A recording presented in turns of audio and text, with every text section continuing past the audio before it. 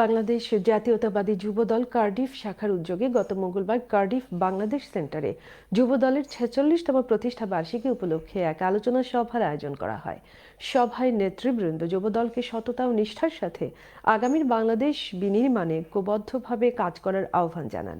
বিস্তারিত জানাচ্ছেন আমাদের প্রতিনিধি মোস্তফা সালেহ লিটন। যুবকদের জীবনমান উন্নয়ন সহ রাষ্ট্র গঠনে তাদেরকে সম্পৃক্ত করার লক্ষ্যেই ১৯৭৮ সালে শহীদ রাষ্ট্রপতি জিয়াউর রহমান প্রতিষ্ঠা করেছিলেন বাংলাদেশ জাতীয়তাবাদী যুবদল।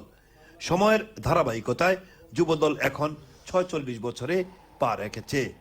প্রতিষ্ঠার ৪৬ বছর উপলক্ষে ১২ই জুলাই কার্ডিফ বাংলাদেশ সেন্টারে নেতা কর্মীদের উপস্থিতিতে সাইফুর রহমান বুবলের পবিত্র কুরআন থেকে তেলাওয়াতের পর কার্ডিফ যুবদলের উদ্যোগে কেক কাটার মাধ্যমে আগামীর বাংলাদেশ ও যুবদলের ভূমিকা শীর্ষক এক আলোচনা সভা অনুষ্ঠিত হয়।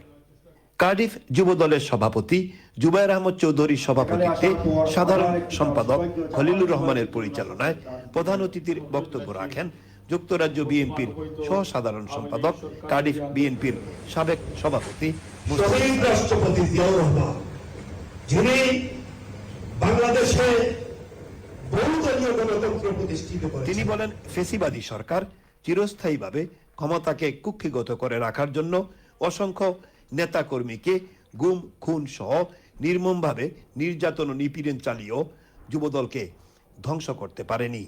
যুবদল সেই কঠিন সময়কে কাজে লাগিয়ে আরো বেশি শক্তিতে পরিণত হয়েছে।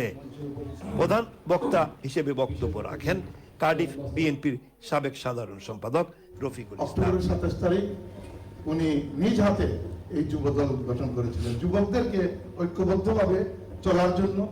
তখন বিশৃঙ্খল অবস্থা ছিল। এছাড়াও বক্তব্য রাখেন নুরুল হক আনসারী, মাহবুব খান টিপু, কামরুজ্জামান, জিল্লুল চৌধুরী, সৈয়দ আশরাফ আলী, সাব্বির আহমদ ও আসাব আলী সহ বিএনপি ও যুবদলের অন্যান্য নেতৃবৃন্দ।